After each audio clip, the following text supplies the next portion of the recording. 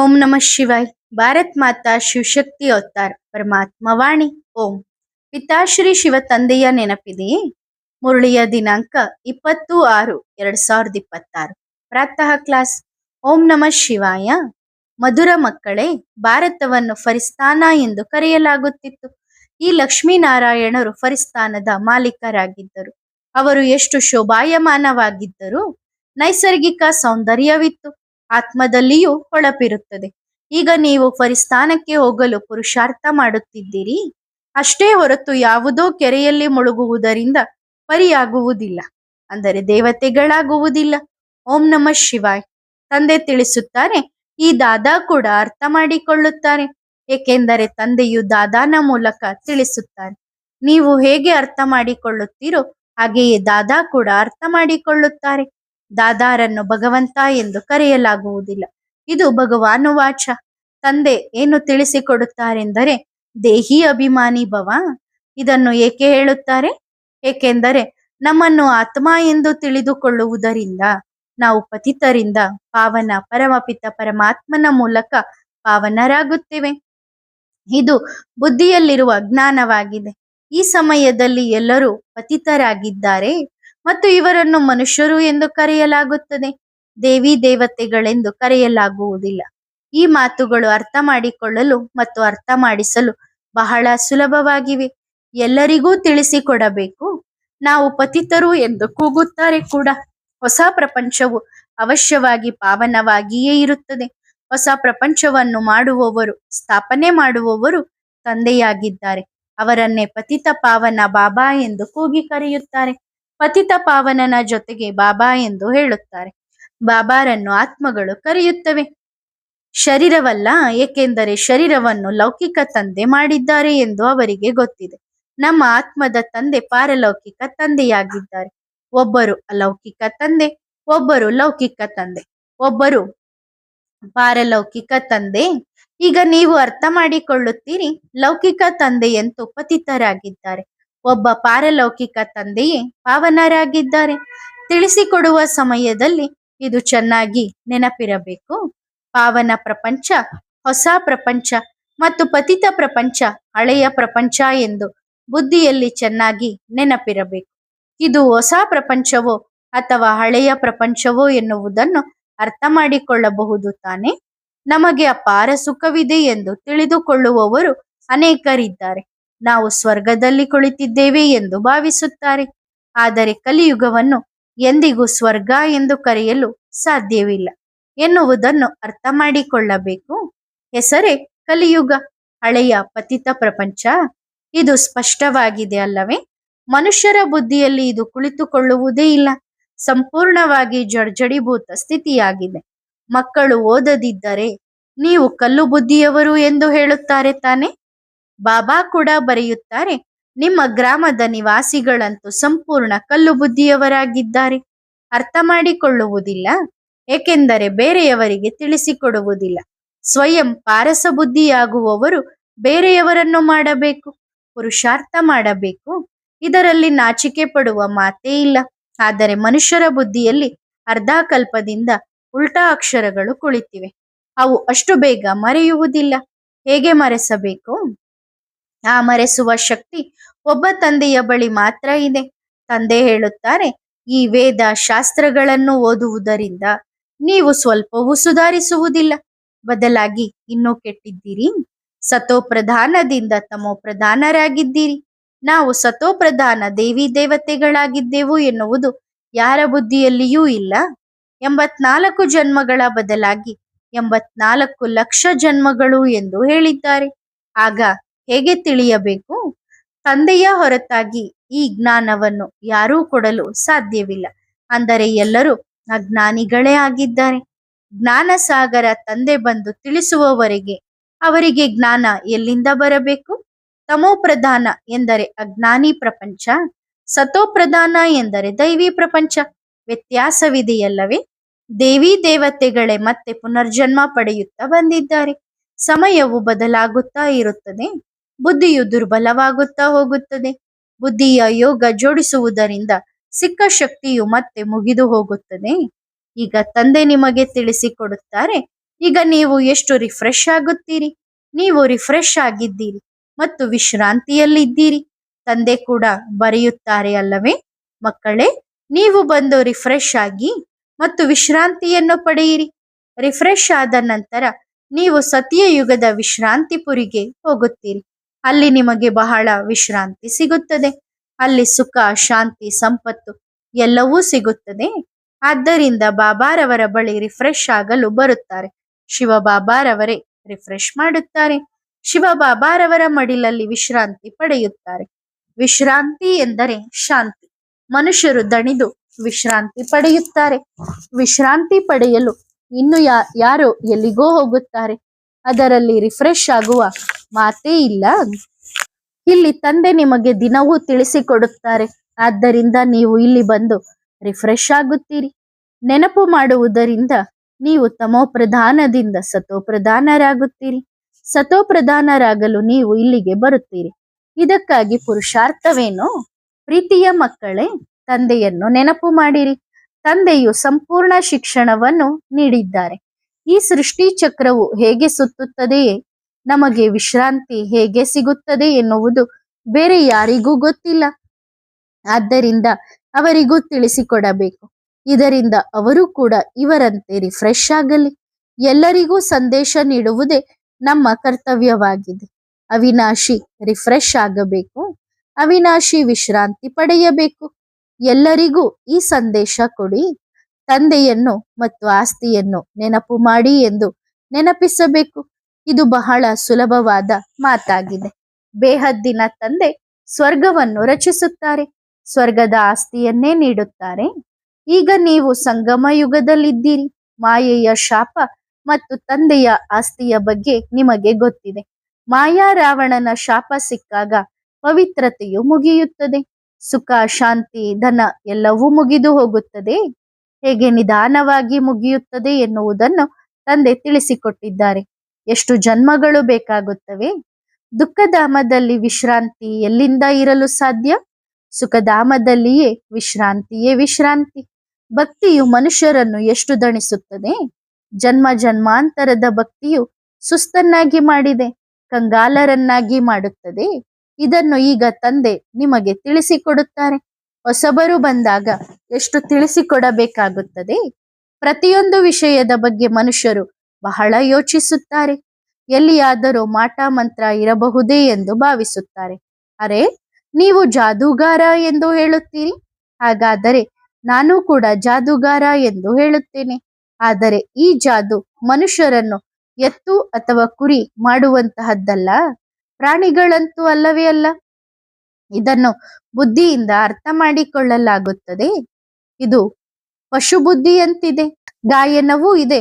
ಸುರಮಂಡಲದ ವಾದ್ಯದ ಮುಂದೆ ಎತ್ತಿಗೇನು ಗೊತ್ತು ಅದರ ಭಾಷೆ? ಈ ಸಮಯದಲ್ಲಿ ಎಲ್ಲಾ ಮನುಷ್ಯರು ಎತ್ತು ಮತ್ತು ಕುರಿಗಳಂತಿದ್ದಾರೆ. ಈ ಮಾತುಗಳು ಇಲ್ಲಿಗಾಗಿಯೇ ಇವೆ, ಸತ್ಯಯುಗಕ್ಕಾಗಿ ಆಡುವುದಿಲ್ಲ. ಈ ಸಮಯದ ಗಾಯನವೇ ಆಗಿದೆ. ಕೊನೆಯಲ್ಲಿ ಅರ್ಥ ಮಾಡಿಕೊಳ್ಳಲು ಸಾಧ್ಯವಿಲ್ಲ. ಅರ್ಧಕಲ್ಪ ಕಪ್ಪೆಗಳಂತೆ ಭಕ್ತಿಯ ಟ್ರಾ ಮಾಡಿದ್ದಾರೆ. ಹಾಡುಗಳನ್ನು ಬಹಳ ಚೆನ್ನಾಗಿ ಹಾಡುತ್ತಾರೆ. ಆಗಲೇ ಮನುಷ್ಯರಿಗೆ ಹೇಳಲಾಗುತ್ತದೆ, ಕಪ್ಪೆಗಳ ಟ್ರಾ ಬಿಡಿ ಎಂದು. ಅಂದ್ರೆ ಕಪ್ಪೆಗಳಂತೆ ಒಟ್ಟುಗುಟ್ಟೋದನ್ನ ಬಿಡಿ.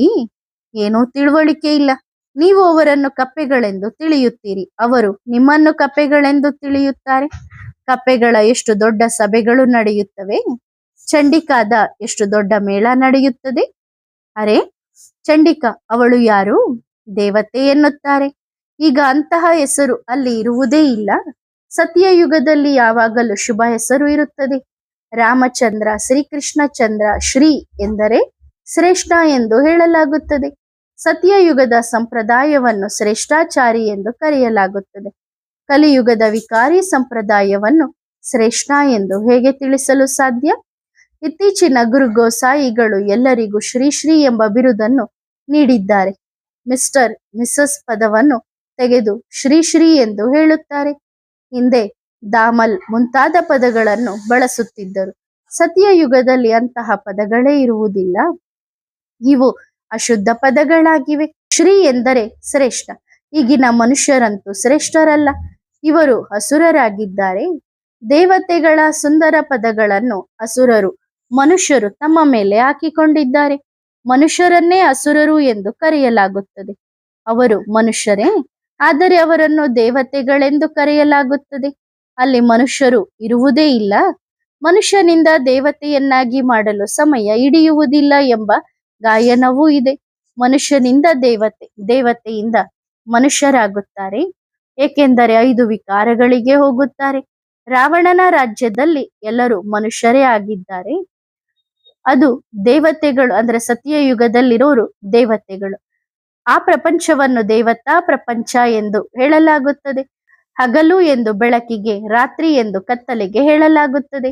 ಜ್ಞಾನವು ಬೆಳಕು, ಭಕ್ತಿಯು ಕತ್ತಲೆ, ಅಜ್ಞಾನವನ್ನು ನಿದ್ದೆ ಎಂದು ಕರೆಯಲಾಗುತ್ತದಲ್ಲವೇ?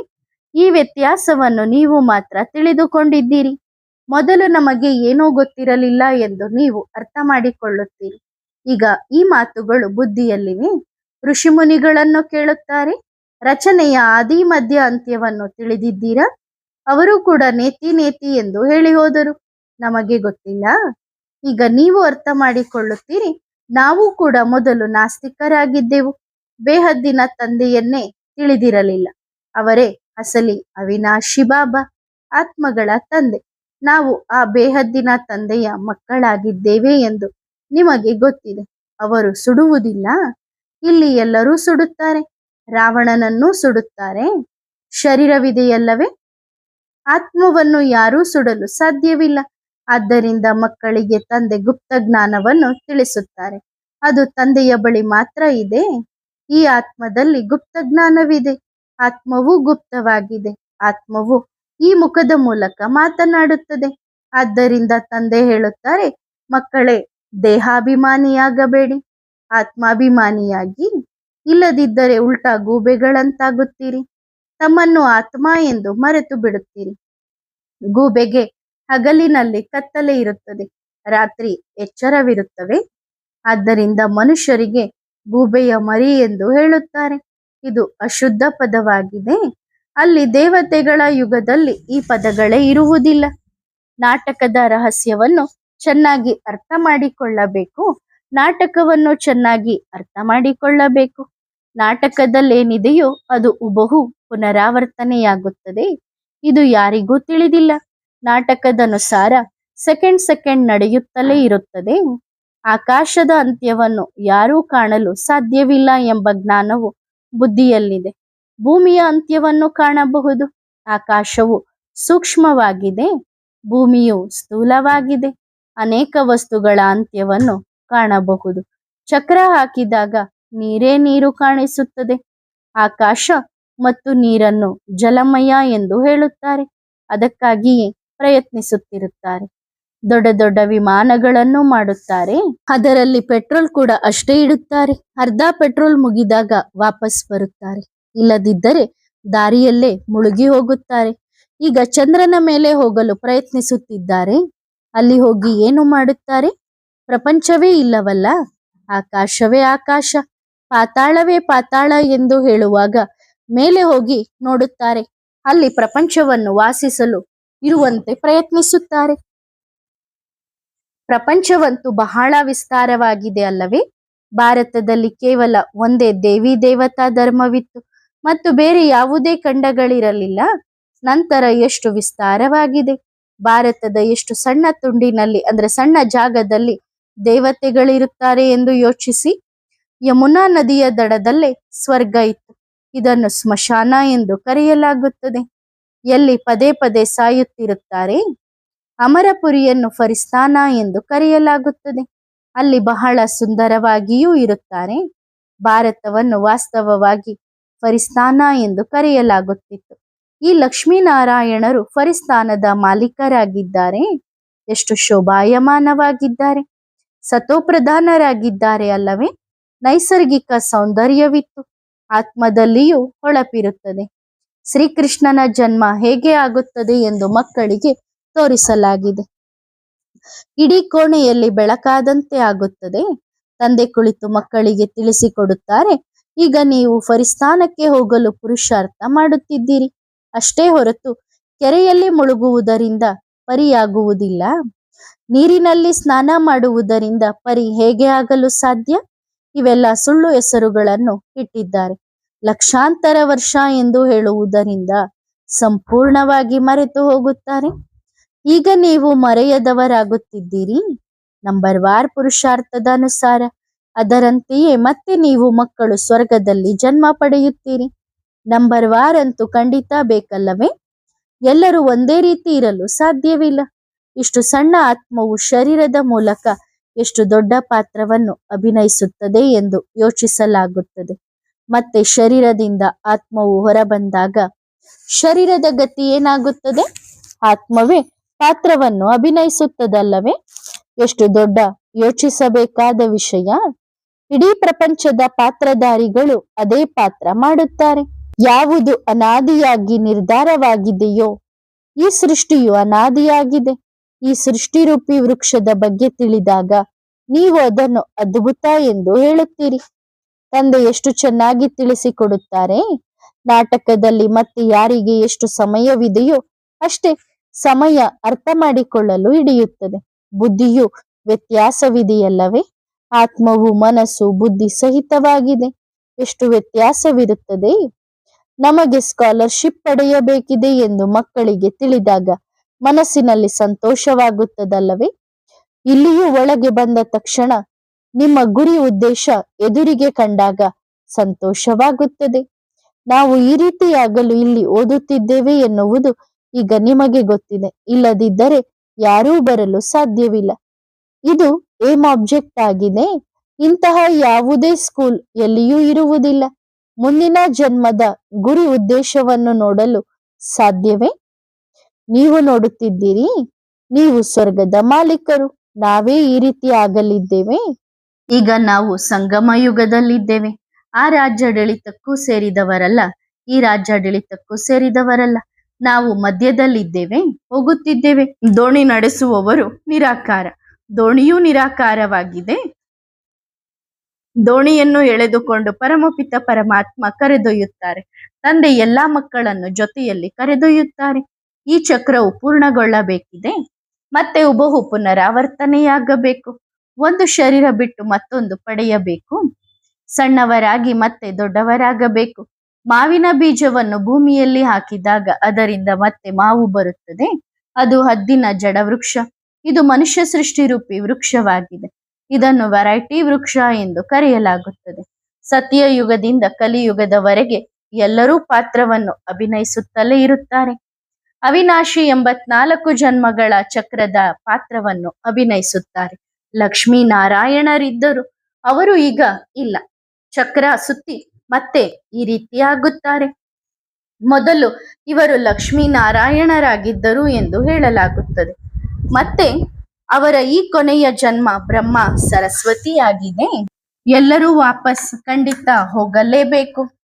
ಸ್ವರ್ಗದಲ್ಲಿ ಇಷ್ಟು ಜನ ಇರಲಿ. ಇಸ್ಲಾಂ, ಬೌದ್ಧ ಯಾವುದೇ ಧರ್ಮದ ಪಾತ್ರಧಾರಿಗಳು ಇರಲಿಲ್ಲ. ದೇವಿ ದೇವತೆಗಳ ಹೊರತಾಗಿ ಈ ತಿಳುವಳಿಕೆಯು ಯಾರಲ್ಲಿಯೂ ಇಲ್ಲ. ಬುದ್ಧಿವಂತರಿಗೆ ಲಕ್ ಸಿಗಬೇಕಲ್ಲವೇ? ಯಾರು ಎಷ್ಟು ಓದುತ್ತಾರೋ ನಂಬರ್ ವಾರ್ ಪುರುಷಾರ್ಥದ ಅನುಸಾರ ಪದವಿ ಪಡೆಯುತ್ತಾರೆ. ಆದ್ದರಿಂದ ನೀವು ಮಕ್ಕಳು ಇಲ್ಲಿಗೆ ಬಂದ ತಕ್ಷಣ ಈ ಗುರಿ ಉದ್ದೇಶವನ್ನು ನೋಡಿ ಸಂತೋಷ ಪಡಬೇಕು. ಸಂತೋಷಕ್ಕಂತೂ ಪಾರವೇ ಇಲ್ಲ. ಸ್ಕೂಲ್ ಅಥವಾ ಪಾಠಶಾಲೆ ಇದ್ದರೆ ಇಂತಹದ್ದಿರಬೇಕು. ಎಷ್ಟು ಗುಪ್ತವಾಗಿದೆ, ಆದರೆ ಜಬರ್ದಸ್ತ್ ಪಾಠಶಾಲೆಯಾಗಿದೆ. ಎಷ್ಟು ದೊಡ್ಡ ಶಿಕ್ಷಣ, ಅಷ್ಟೇ ದೊಡ್ಡ ದೊಡ್ಡ ಕಾಲೇಜುಗಳು, ಸೌಲಭ್ಯಗಳು ಸಿಗುತ್ತವೆ. ಆತ್ಮವು ಓದಬೇಕು. ನಂತರ ಚಿನ್ನದ ಸಿಂಹಾಸನದ ಮೇಲಾಗಲಿ ಅಥವಾ ಮಣ್ಣಿನ ಸಿಂಹಾಸನದ ಮೇಲಾಗಲಿ ಏರಲಿ. ಮಕ್ಕಳಿಗೆ ಎಷ್ಟು ಸಂತೋಷವಿರಬೇಕು. ಏಕೆಂದರೆ ಶಿವ ಭಗವಾನ್ ವಾಚ ಆಗಿದೆ ಅಲ್ಲವೇ? ಮೊದಲ ನಂಬರ್ನಲ್ಲಿ ಈ ವಿಶ್ವದ ಪ್ರಿನ್ಸ್ ಇದ್ದಾರೆ. ಕಲ್ಪಕಲ್ಪಕ್ಕೂ ತಂದೆಯೇ ಬಂದು ತಮ್ಮ ಪರಿಚಯ ಕೊಡುತ್ತಾರೆ ಎನ್ನುವುದು ಈಗ ಮಕ್ಕಳಿಗೆ ಗೊತ್ತಿದೆ. ನಾನು ಇವರಲ್ಲಿ ಪ್ರವೇಶ ಮಾಡಿ ನಿಮಗೆ ಓದಿಸುತ್ತಿದ್ದೇನೆ. ದೇವತೆಗಳಲ್ಲಿ ಈ ಜ್ಞಾನ ಇರುವುದಿಲ್ಲ. ಮನುಷ್ಯರು ಗೊಂದಲಕ್ಕೊಳಗಾಗುತ್ತಾರೆ. ದೇವತೆಗಳಲ್ಲಿ ಜ್ಞಾನವಿಲ್ಲ ಎಂದು. ಜ್ಞಾನದಿಂದಲೇ ದೇವತೆಗಳಾದರು ಅಂದ ಮೇಲೆ ಮತ್ತೆ ಶಿಕ್ಷಣದ ಅಗತ್ಯವಿಲ್ಲ.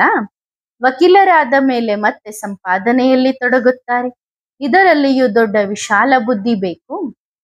ಬುದ್ಧಿಯಲ್ಲಿಯೂ ಎಷ್ಟು ವ್ಯತ್ಯಾಸವಾಗುತ್ತದೆ. ಮೊದಲಿನಿಂದಲೂ ಓದುತ್ತಿದ್ದರೂ ಸಹ 2-3 ಅಂಕಗಳು, ಮತ್ತೆ ಕೊನೆಯಲ್ಲಿ ಬಂದವರು 90-80 ಅಂಕಗಳನ್ನು ಪಡೆಯಬಹುದು. ಎಲ್ಲವೂ ಬುದ್ಧಿಯ ಮೇಲೆ ಆಧಾರಿತವಾಗಿದೆ ಅಲ್ಲವೇ? ಅದು ಕೂಡ ನಾಟಕದ ಪ್ಲಾನ್ ಅನುಸಾರ ನಾವು ಪುರುಷಾರ್ಥ ಮಾಡಿಸುತ್ತಿರುತ್ತೇವೆ. ನಂತರ ಯಾರಿಗೆ ಎಷ್ಟು ಬುದ್ಧಿ ಇದೆಯೋ, ಉತ್ತಮ, ಮಧ್ಯಮ, ಕನಿಷ್ಠ ಬುದ್ಧಿಯಂತೂ ಇದೆಯಲ್ಲವೇ? ಒಳ್ಳೆಯದು. ಆತ್ಮಿಕ ಮಕ್ಕಳಿಗೆ ನೆನಪು, ಪ್ರೀತಿ ಮತ್ತು ನಮಸ್ತೆ. ವರದಾನ: ಮಾಯಾಜೀತ್ ಭವ.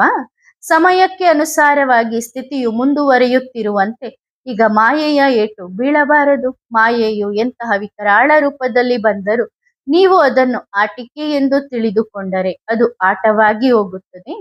ಸದಾ ಆಟಗಾರನಾಗಿ ಮಾಡಿ ತೋರಿಸುವಂತಹ ದೃಢ ಸಂಕಲ್ಪಧಾರಿಗಳಾಗಿರಿ. ಆಗ ಮಾಯೆಯ ಏಟು ಕೊಡುವ ಬದಲಾಗಿ ನಮಸ್ಕಾರ ಮಾಡಲು ಪ್ರಾರಂಭಿಸುತ್ತದೆ.